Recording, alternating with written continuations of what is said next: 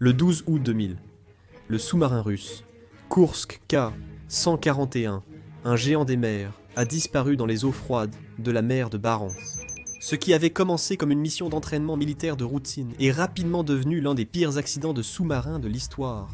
Deux puissantes explosions ont déchiré le sous-marin, tuant la plupart des 118 membres d'équipage sur le coup et piégeant les survivants restant dans un espace froid et sombre à 108 mètres sous la surface de l'océan. Le monde a observé avec une inquiétude croissante, alors que la Russie tentait de sauver ses marins. Au fil des heures, l'espoir de sauver l'équipage s'est estompé. Ce qui s'est passé était non seulement une terrible perte, mais aussi une incroyable preuve de la détermination et des compétences humaines. La plus grande opération de sauvetage de sous-marins jamais tentée. Le Kursk était un sous-marin exceptionnel. Avec ses 154 mètres de long et ses 18 000 tonnes, c'était un titan de la marine russe, doté d'une puissance de feu suffisante pour affronter toute une flotte. Mais ce jour fatidique, une explosion catastrophique a éventré la coque et a envoyé le Kursk au fond de l'océan. Pour les 23 survivants des explosions initiales, la situation était désespérée. Piégés à l'arrière, ils ont attendu en vain les secours. La réponse de la Russie a été lente et chaotique. Malgré les offres d'aide internationales, la marine russe a insisté pour gérer la crise seule. Les jours ont passé et l'espoir s'est transformé en chagrin. Lorsque les plongeurs ont atteint le sous-marin, les 118 membres étaient déjà morts, comme le montre cette séquence où les premiers plongeurs arrivent au sous-marin. Malgré la tragédie, l'histoire du Kursk a pris un tournant inattendu quand la Russie a décidé d'entreprendre un sauvetage des plus audacieux de l'histoire. La mission était intimidante, remplie de risques, de torpilles non explosées, de fuites de radiation et du poids colossal du sous-marin. Pourtant, contre toute attente, une équipe internationale dirigée par les entreprises néerlandaises Marmouth et Smith International a relevé le défi en octobre 2001. Voici l'histoire du Kursk. Explorons les événements dramatiques ayant mené au naufrage du sous-marin de 70 millions de dollars en mer de Barents et l'incroyable opération de sauvetage qui a suivi. Le Kursk était bien plus qu'un sous-marin. C'était un symbole imposant de la puissance navale et de la fierté russe. Il appartenait à la classe Oscar II, l'un des plus grands et des plus avancés sous-marins de la flotte russe.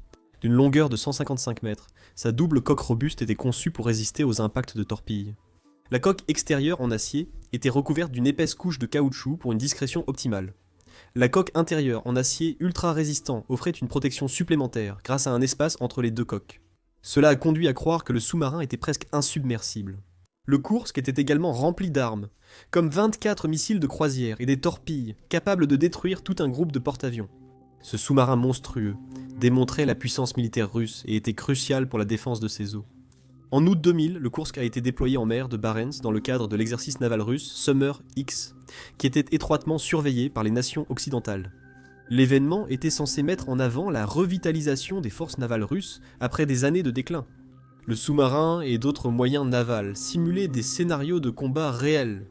Lors de cet exercice, le Kursk s'apprêtait à lancer une torpille factice sur le croiseur de bataille Piotr Veliki de classe Kirov. À 8h51, le Kursk a obtenu l'autorisation de procéder à l'entraînement au tir de torpille. L'équipage a commencé les préparatifs pour charger et tirer une torpille-imbo d'entraînement de type 65, une arme massive de plus de 10 mètres de long et pesant 5 tonnes. Mais à 11h29, le désastre est survenu. Des capteurs sismiques dans le nord de l'Europe ont détecté une petite explosion, suivie 2 minutes après d'1 seconde, bien plus puissante.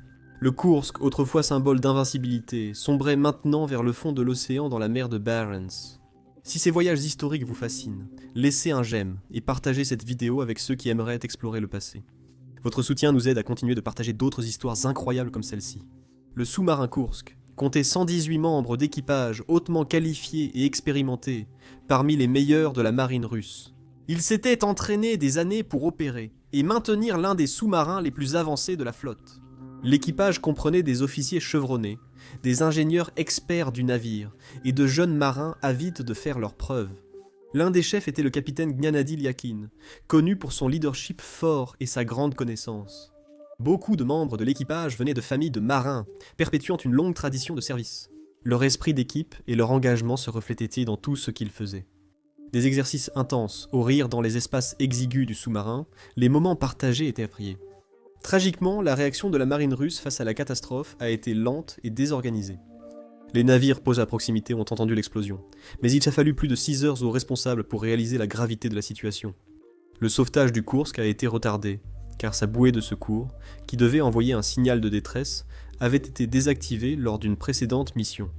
Sans elle, personne n'a su tout de suite que le sous-marin était en difficulté. Quand le sous-marin a été retrouvé, la bureaucratie et l'équipement désuet ont ralenti les opérations de sauvetage. Pour aggraver les choses, les capacités de sauvetage de la marine russe étaient gravement limitées à cause d'un équipement obsolète et négligé. La marine russe possédait autrefois 2 sous-marins de classe India. Chaque sous-marin était équipé de 2 véhicules de sauvetage en haute mer, Deep Submergence Rescue Vehicle de classe Poséidon. Ces véhicules de sauvetage de haute technologie pouvaient plonger jusqu'à 693 mètres, soit 2270 pieds de profondeur. Mais à cause de problèmes financiers, les sous-marins et leur équipement de sauvetage étaient restés dans un chantier naval à Saint-Pétersbourg depuis 1994. Ils attendaient des réparations, mais ces réparations n'ont jamais eu lieu. Malgré les offres d'aide des États-Unis et du Royaume-Uni, le ministre russe de la Défense, Agos Segev, a informé l'ambassade américaine que la Russie n'en avait pas besoin. Il a déclaré que le sauvetage était déjà en cours, poussant la Russie à refuser l'offre. La catastrophe a commencé par une fuite de peroxyde d'hydrogène à haute teneur concentrée, c'est-à-dire du peroxyde d'hydrogène, provenant d'une torpille d'entraînement de type 6576A. Cette torpille utilisait le peroxyde d'hydrogène à haute teneur comme oxydant. Le peroxyde d'hydrogène à haute teneur est un produit chimique volatile qui se décompose rapidement. En contact avec certains métaux, il se transforme en oxygène et en vapeur. Cette réaction génère une chaleur et une pression extrêmes, ce qui, dans un espace confiné comme le corps d'une torpille, peut être désastreux. Une soudure défectueuse à l'intérieur de la torpille a permis à le peroxyde d'hydrogène à haute teneur de fuir, déclenchant une décomposition chimique dangereuse. Lorsque le peroxyde d'hydrogène s'est décomposé, il a généré beaucoup de chaleur et de pression à l'intérieur de la torpille. La situation a atteint un point critique, le corps de la torpille en a pu résister davantage. L'explosion avait une puissance équivalente à environ 100 kL de trinitrotoluène. L'explosion a détruit l'avant du sous-marin, où étaient stockées les torpilles, tuant instantanément tous ceux présents dans cette section. L'explosion a aussi provoqué des feux, consumant tout l'oxygène dans la zone, aggravant la situation déjà mortelle. L'explosion a envoyé une puissante onde de choc à travers la coque du sous-marin. Les navires à proximité ont ressenti l'onde de choc. Mais à ce moment-là, ils ne se sont pas rendus compte qu'il s'agissait d'une urgence, ni même compris ce qui venait de se passer. Bien que la première explosion ait causé de graves dégâts, ce n'était que le début d'une catastrophe encore plus grande.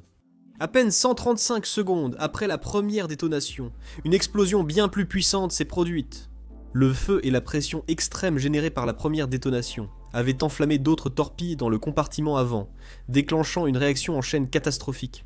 La seconde explosion fut massive, équivalente à 2 ou 3 tonnes de trinitrotoluène, et a été enregistrée comme un événement de magnitude 4,2 sur l'échelle de Richter.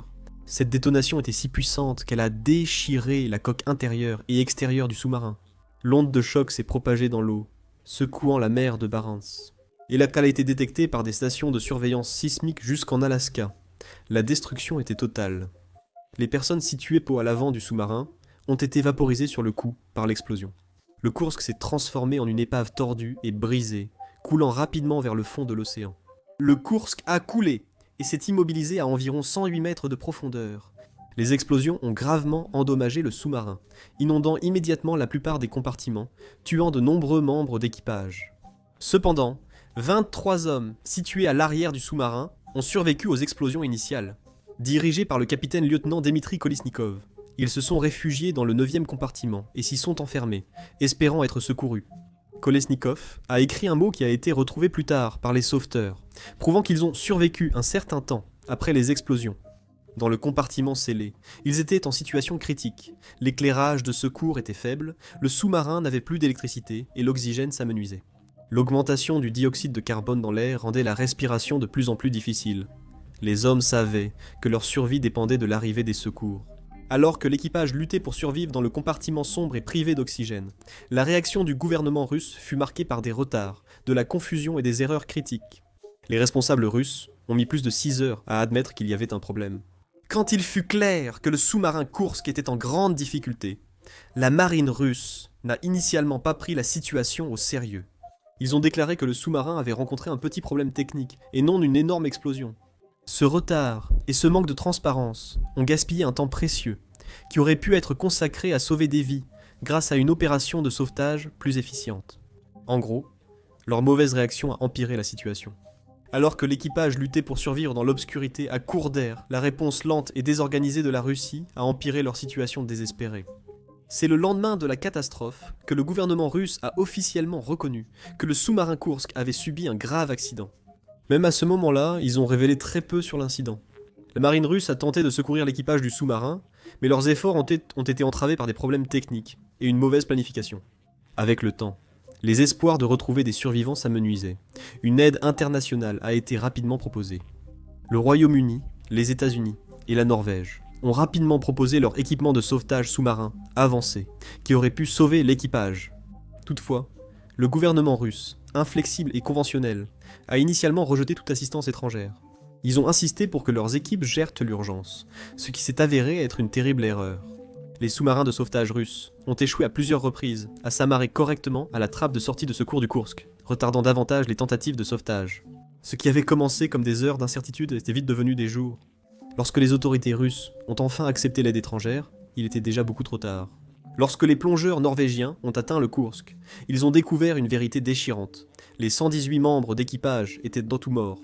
Cette catastrophe était non seulement une perte tragique de vie, mais aussi une leçon puissante sur les dangers du secret, des retards bureaucratiques et du manque de préparation en temps de crise. Alors que le monde faisait face à la tragédie du Kursk, les raisons de sa récupération mêlaient compassion, responsabilité et pression politique, chacune avec ses propres enjeux. Une raison majeure était de récupérer les corps des 118 membres d'équipage qui sont morts dans l'accident. Pour les familles des marins, la perte était terrible et l'impossibilité d'enterrer leurs proches aggravait leur douleur. Le 22 août, 10 jours après le naufrage du sous-marin, Vladimir Poutine a rencontré un groupe de personnes endeuillées à la base navale de Vidyayevo. Entre 400 et 600 résidents de la base navale, ainsi que près de 350 proches de l'équipage du Kursk étaient présents. Beaucoup d'entre eux étaient en colère et bouleversés par la tragédie. Cette réunion était cruciale, permettant aux familles et à la communauté d'exprimer directement leurs sentiments à Poutine. Poutine a alors déclaré que le Kursk serait renfloué et remonté à la surface. Le président russe a estimé avoir le devoir d'aider ses familles à trouver la paix, montrant un côté plus doux et rare. La deuxième raison du renflouement du Kursk était d'enquêter sur la cause du drame. Le sous-marin, autrefois jugé insubmersible, avait été déchiré par 2 explosions massives, et le Kremlin exigeait des réponses. Était-ce une collision avec un autre navire, comme initialement affirmé par certains responsables, ou une défaillance interne ? La vérité gisait à 108 mètres de profondeur, et seul le renflouage de l'épave permettrait de la révéler. Les enquêteurs prévoyant d'inspecter l'épave du sous-marin, en particulier la section où étaient stockées les torpilles. Ils cherchaient à savoir si les explosions étaient dues à un problème interne ou à une cause externe. Il s'agissait non seulement de trouver des responsables, mais aussi de prévenir des accidents similaires et de protéger la sécurité des autres équipages de sous-marins russes. Selon le vice-premier ministre de la Fédération de Russie, Ilya Klebenov, la décision de renflouer le Kursk a également été fortement influencée par la nécessité de réduire les risques environnementaux. Le sous-marin avait 2 réacteurs nucléaires, et les laisser au fond de l'océan risquait de provoquer des fuites radioactives dangereuses. La mer de Barents, où le Kursk a coulé, est une zone de pêche importante et fait partie de l'écosystème fragile de l'Arctique. Si la radioactivité se propageait, elle aurait pu empoisonner la vie marine et nuire aux emplois de nombreux pêcheurs. Pour éviter cette catastrophe potentielle, le gouvernement russe a décidé que la seule option sûre était de renflouer le Kursk et de sécuriser les réacteurs. L'opération de sauvetage avait également pour but de restaurer la fierté nationale. En entreprenant la tâche complexe et sans précédent de renflouer le sous-marin, Poutine voulait sauver la face et démontrer les capacités technologiques et la résilience de la Russie. L'opération était une chance pour la Russie de prouver au monde sa capacité à relever un défi colossal, malgré d'énormes difficultés. C'était aussi l'occasion d'honorer la mémoire de l'équipage et de réaffirmer l'engagement de la nation envers son armée et son peuple. Cependant, le renflouage du Kursk en mer de Barents, l'un des endroits les plus rudes de la planète, n'a pas été sans difficulté. Il y fait un froid glacial, les courants sont puissants et le temps peut changer en un instant. Travailler sous l'eau à 108 mètres de profondeur est extrêmement ardu. Les plongeurs nécessitent un équipement spécial et un entraînement rigoureux pour affronter l'eau sombre et glacée, rendant même les tâches simples ardues.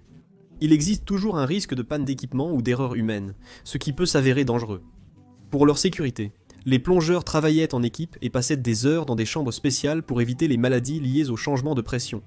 Même avec toutes ces précautions, le travail reste épuisant et risqué. L'un des plus grands risques lors du sauvetage du sous-marin était de déclencher accidentellement une réaction nucléaire. Le Kursk avait des torpilles à bord, et certaines pouvaient encore être armées. Un dysfonctionnement pendant le sauvetage risquait de déclencher une nouvelle explosion. Les réacteurs nucléaires du sous-marin étaient à l'arrêt, mais demeuraient très fragiles. L'équipe de sauvetage devait être extrêmement prudente lors du soulèvement du sous-marin, car tout dommage aux réacteurs risquait de libérer des radiations dans l'océan. Ils ont minutieusement découpé le sous-marin et fixé des câbles à l'aide d'outils avancés. Leur objectif était de remonter le sous-marin sans déstabiliser le navire endommagé, ni créer d'autres problèmes. Les défis politiques et logistiques ont grandement compliqué l'opération de sauvetage.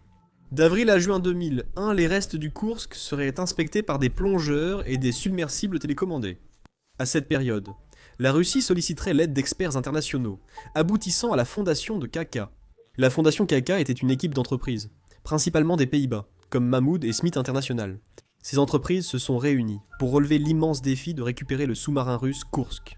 Le gouvernement néerlandais leur a même donné de l'argent pour aider à financer l'opération. La tâche principale de la fondation KK était de gérer les coûts et d'organiser le processus complexe de remontée du sous-marin depuis le fond de l'océan. Ils ont veillé à ce que le projet respecte le budget et se déroule sans problème. Remonter un sous-marin aussi grand et complexe que le Kursk était très coûteux, et la fondation a travaillé dur pour maîtriser les dépenses tout en assurant la sécurité de tous. La récupération du Kursk, évaluée à 70 millions de dollars, demeure l'une des opérations de sauvetage sous-marin les plus ardues et onéreuses jamais menées. 3 entreprises ont réduit les coûts de la mission, en apportant des technologies de pointe développées en interne et des compétences spécialisées. Ils ont dû créer des équipements sur mesure et des logiciels spécialement conçus pour cette tâche difficile. L'un des équipements clés était une énorme barge appelée Géant 4, qui a été spécialement modifiée pour transporter le sous-marin en dessous d'elle. Une conception sur mesure serait cruciale pour récupérer le sous-marin. La première étape du sauvetage consistait à vérifier soigneusement l'état de l'épave.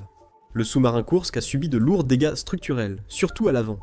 Une explosion dans la salle des torpilles a complètement détruit l'avant du sous-marin.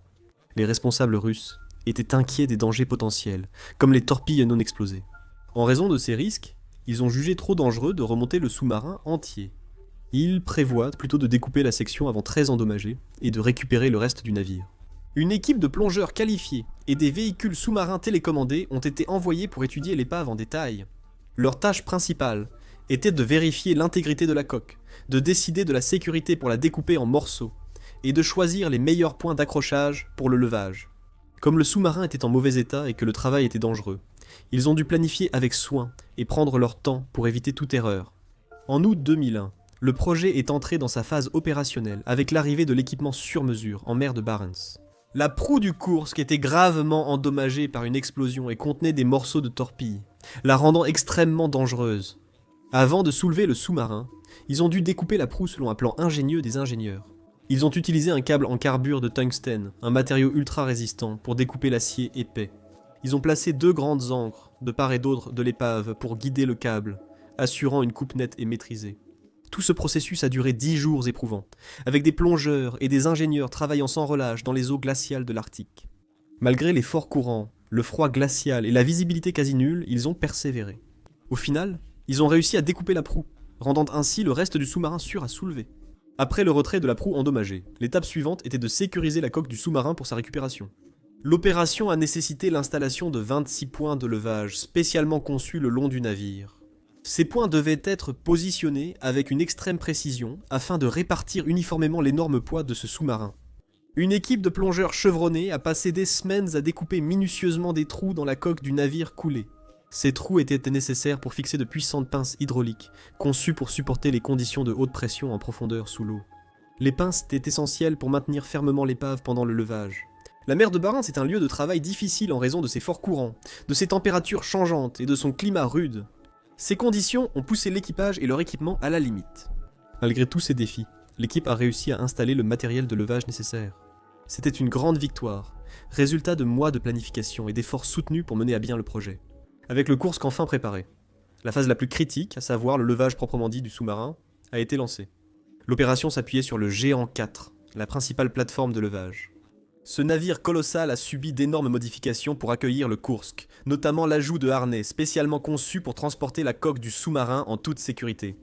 Le système de levage utilisé pour soulever le sous-marin Kursk était composé de 26 vérins hydrauliques à câbles de forte capacité. Ces vérins étaient-elles des muscles surpuissants capables de soulever de très lourdes charges.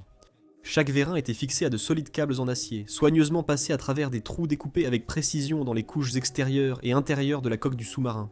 Pour éviter d'autres dommages lors du levage, les ingénieurs ont créé un système de préhension spécial pour le sous-marin. Ce système a été conçu pour maintenir fermement mais délicatement la coque du Kursk, afin qu'elle ne se brise pas pendant le levage. Le sous-marin, très lourd, se trouvait dans la mer de Barents, agité et imprévisible. Le levage était très délicat. L'équipe devait s'assurer de l'équilibre parfait du sous-marin pendant l'opération. Si le poids se déplaçait soudainement, ou si le sous-marin n'était pas parfaitement aligné, cela aurait pu être une catastrophe. Tout aurait pu s'effondrer et retomber au fond de l'océan, ruinant ainsi toute l'opération. Donc, l'équilibre et la précision étaient absolument essentiels. Le 8 octobre 2001, après des mois de planification cruciale, le levage a commencé. L'opération devait être synchronisée pour compenser les courants sous-marins et le mouvement des vagues en surface. À l'aide de systèmes logiciels personnalisés, les vérins hydrauliques ont lentement augmenté la tension sur les câbles en acier, élevant progressivement le sous-marin pendant une période éprouvante de 15 heures. Le moment où le Kursk s'est finalement détaché du fond marin a été accueilli avec un mélange de soulagement et d'anxiété. Les ingénieurs, les plongeurs et les spécialistes du sauvetage ont surveillé la levée à chaque étape, sachant qu'une seule erreur de calcul pouvait entraîner une catastrophe. Heureusement, l'opération s'est déroulée sans incident, et le Kursk a été solidement positionné sous le Giant Four pour le transport. Après avoir réussi à soulever le Kursk, l'étape suivante était de transporter l'épave jusqu'au chantier naval russe à Rosliakovo, près de Mourmansk. L'examen médico-légal et la récupération des corps de l'équipage se dérouleront ici. Le Giant Four a amené le sous-marin jusqu'au dock flottant. Des mesures supplémentaires ont été prises pour assurer un amarrage stable. 2 énormes pontons ont été placés sous la barge, la surélevant de 20 mètres. Une fois alignés dans la forme sèche, les pontons ont été davantage gonflés, permettant aux ingénieurs de détacher le Kursk de l'appareil de levage. Le sous-marin a ensuite été abaissé sur le plancher de la forme sèche. Les experts médico-légaux et les enquêteurs de la marine ont entamé leur travail solennel. La récupération réussie du Kursk a établi un record mondial pour l'objet le plus lourd jamais renfloué depuis de telles profondeurs.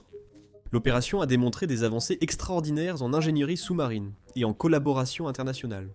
Le renflouement du sous-marin Kursk a été une mission extrêmement ardue et périlleuse, mais s'est révélé être un énorme succès. Cela a montré à quel point les humains peuvent être créatifs, déterminés et ingénieux, même face à des défis presque impossibles. La perte du Kursk et de son équipage a été une terrible tragédie, et l'un des pires moments de l'histoire navale. L'effort pour récupérer le sous-marin a montré que les gens peuvent s'unir et accomplir l'incroyable, même face à l'adversité. La mission a révélé notre désir profond de trouver des réponses, d'honorer nos disparus, et de repousser les limites de nos capacités, même dans les recoins les plus sombres et hostiles de l'océan. L'enquête officielle a révélé que la première explosion sur le sous-marin s'est produite parce qu'une torpille a fui du carburant, au peroxyde d'hydrogène hautement concentré. Le produit chimique a réagi négativement avec le laiton et le cuivre dans le tube lance-torpille, causant une grosse explosion. Bien que grave, la première explosion était moins énorme que la seconde. La deuxième explosion a été bien pire parce qu'elle a impliqué plusieurs torpilles qui ont explosé en même temps à l'avant du sous-marin. L'explosion massive a détruit l'avant du sous-marin, tuant instantanément la majorité de l'équipage. La marine russe a été fortement critiquée suite à la catastrophe. Les gens ont souligné que leurs règles de sécurité étaient anciennes et insuffisantes, et qu'ils n'ont pas bien géré la crise. Ils ont été lents à envoyer de l'aide, ont refusé les offres d'assistance d'autres pays, et ont donné de mauvaises informations au public sur ce qui s'était passé. Tout cela a rendu les gens encore plus contrariés. Ce qui a rendu la situation encore plus triste, c'est que ce n'était même pas une véritable mission. C'était censé être un exercice d'entraînement. Au lieu de cela s'est transformé en l'un des pires accidents de sous-marins jamais enregistrés. L'une des décisions les plus difficiles lors de la catastrophe du Kursk a été de laisser la section avant, la proue du sous-marin, sous l'eau. Cette partie de l'épave comprenait la salle des torpilles. La soulever était jugée trop risquée en raison des potentielles explosions résiduelles. De nombreux experts pensaient que le gouvernement russe ne voulait pas remonter la section avant, craignant que cela ne révèle de graves problèmes dans la construction et l'entretien du navire. La zone a été aménagée comme une zone strictement surveillée par des scientifiques spécialisés en environnement, pour détecter d'éventuelles fuites de radiation ou d'autres effets dangereux du sous-marin coulé. Le gouvernement russe affirme que l'épave ne constitue pas un danger immédiat. Cependant, de nombreux citoyens craignaient une éventuelle contamination à long terme des eaux environnantes. Pendant le remorquage du Kursk vers la cale sèche, les ouvriers ont entamé la difficile recherche des restes de l'équipage. Ici, des objets personnels tels que des lettres, des montres et d'autres petits effets ayant survécu à la dévastation ont été retrouvés. L'une des découvertes les plus déchirantes étaient les notes du capitaine-lieutenant Dmitri Kolesnikov. Dans ces derniers instants, coincé dans le 9e compartiment avec 22 autres membres d'équipage, il a écrit ce qui se passait. Ils étaient dans l'obscurité totale. Au fil du temps, ils ont perdu espoir d'être secourus.